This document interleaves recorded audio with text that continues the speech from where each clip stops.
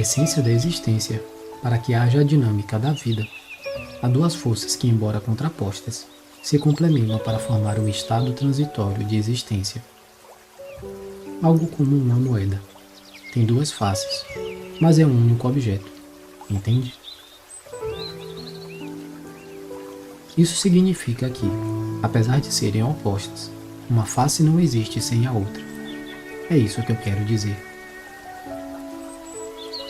Em posse desse conhecimento, por convicções humanas, e para atender aos fins didáticos da minha intenção, chamarei esses aspectos contrários e complementares de masculino e feminino, já que esse será o pano de fundo do nosso encontro.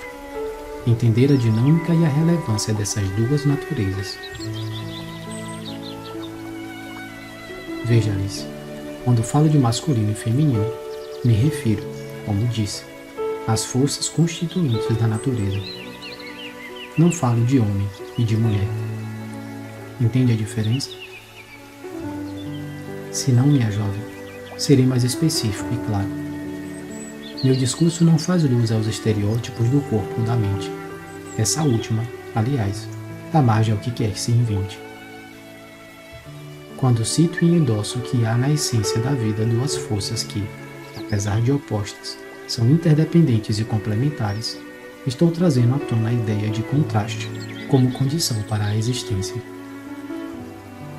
Sendo assim, é perfeitamente possível e natural que um homem expresse o feminino, assim como uma mulher manifeste o masculino.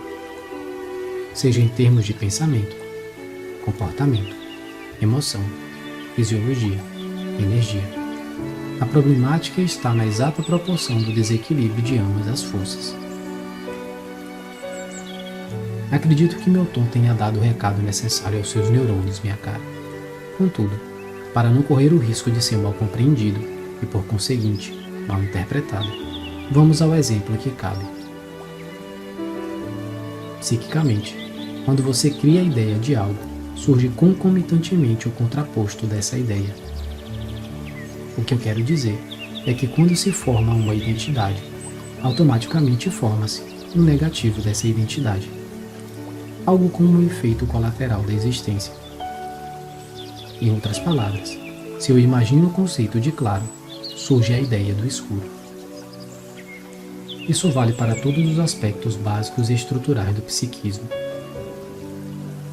Noite e dia, dinâmico e estático, silêncio e som, alto e baixo, dentro e fora. Acho que você pegou a ideia do cenário que ilustra nosso palco mental. Porém, quando disse que isso vale para os aspectos mais básicos do psiquismo, não digo que isso não caiba às esferas mais complexas desse mesmo psiquismo, pois cabe. Afinal, são as bases simples, os alicerces do complexo. Enquanto, como essa soma demanda pré-requisitos, ficaremos por hora nos alicerces desse saber. Ao pôr termos entre agônicos e antagônicos, e exemplificando meu pensamento nos moldes das culturas dos seus, a imagem ficaria ilustrada dessa maneira. A natureza masculina é dinâmica, repetitiva, expressiva, agressiva, impulsiva, agitada, imperativa, rude, intolerante, impaciente, alerta. Já a natureza feminina, a antítese da masculina, respectivamente ao dito, seria estática, cooperativa, introspectiva, gentil, reflexiva, serena, indulgente, simpática, tolerante, paciente, pacífica. Posto isso, eu espero que você consiga separar as palavras da minha intenção. Não estou dizendo que o feminino é virtude e o masculino é defeito, muito menos vice-versa. O que eu pretendo expor é aliar meu raciocínio aos exemplos práticos que cabem ao seu universo cultural atual. Lembre-se que ambas se complementam e são interdependentes. Tendo formado a espinha dorsal do que vem por seguinte, vamos ao propósito de minha fala. O cerne de nosso encontro assenta-se na ideia evidente de que o sistema em que você vive e onde sua personalidade foi forjada é quase que totalmente masculina.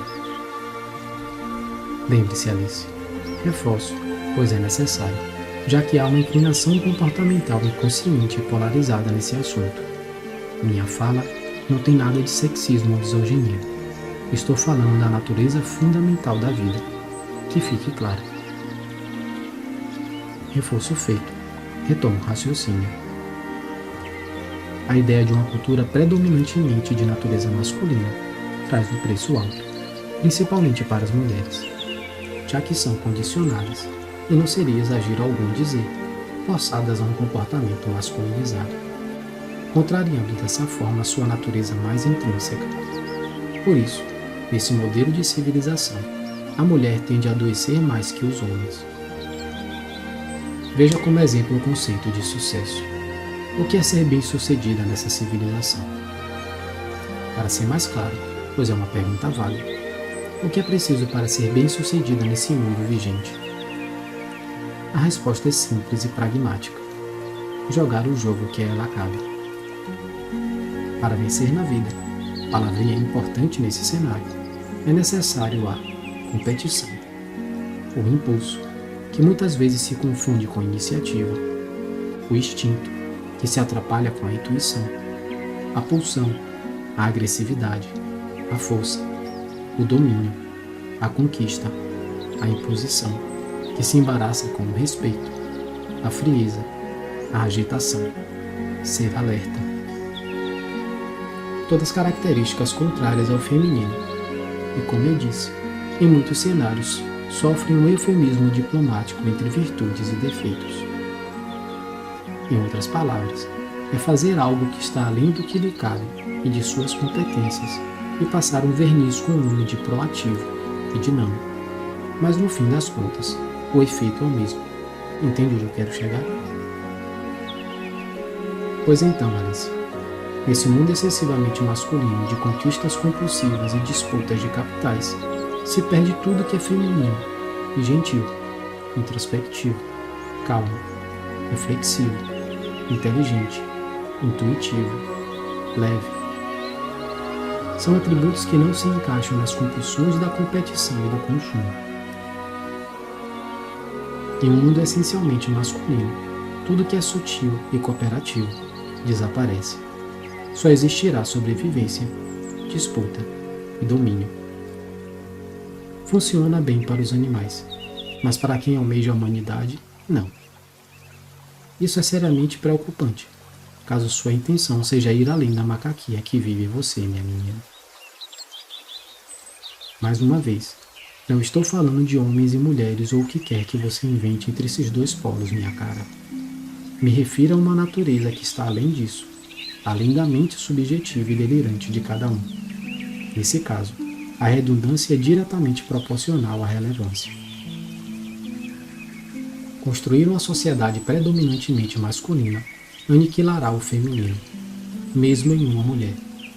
Pois que, se você estabelece um padrão de comportamento, de pensamento, de relacionamento, de sentimentos, ou supressão desses, de direcionamento energético e de formulação estética que atendem e alimentem a força intrínseca da masculinidade, a mulher será afetada e impactada de maneira mais contundente.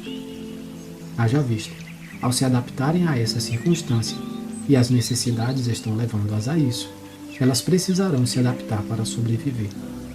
E, infelizmente, é o que está acontecendo. Sua espécie está embrutecendo um dos constituintes naturais da vida. Desprezar e menosprezar o feminino é depreciar o cuidado, o amparo, a quietude, a reflexão, o pensamento, a intuição, o sentimento, o acolhimento, a cooperação, o respeito. O feminino percebe uma realidade mais sutil, algo que o masculino não consegue. E muitas vezes, a eficiência está nos detalhes das entrelinhas. Esse é o sentido do feminino, Alice. Cuidado, suporte, fraternidade, educação, cooperação, reflexão, prudência, simpatia, serenidade. Não são as tarefas domésticas. Não é só cuidar dos filhos. Essa é uma deturpação de tudo o que ele disse até aqui. se você precisa comer, se você precisa viver em um ambiente limpo e agradável, se você precisa vestir roupas lavadas e passadas, se você teve filhos, é função e obrigação sua saber cozinhar, lavar, passar e educar. Seja você homem ou mulher. O masculino e o feminino devem se equilibrar no seu karma, Alice, para que sua experiência de vida seja minimamente harmônica. Sem isso, não há como. É uma condição essencial da vida. O masculino e o feminino devem interagir no seu corpo, na sua mente, nas suas emoções e nas suas energias adequadas ao tempo, maturidade, função e intenção próprias ao momento. Só assim você será um ser humano pleno, Alice. Caso não, será algo que claudica na existência. Uma sugestão, minha criança. Olhe para as pessoas como seres vivos que são, não como rótulos, pois que, por mais que essas se destaquem, são apenas projeções mentais desses seres. E quanto mais histéricos são os rótulos, mais confusas e presas são as criaturas. E por mais que sejam rígidas, toda resistência tem um limite, e quando quebram, maior é a dor e o estrago. Entenda a natureza da vida, Alice, não a dos seus ideais.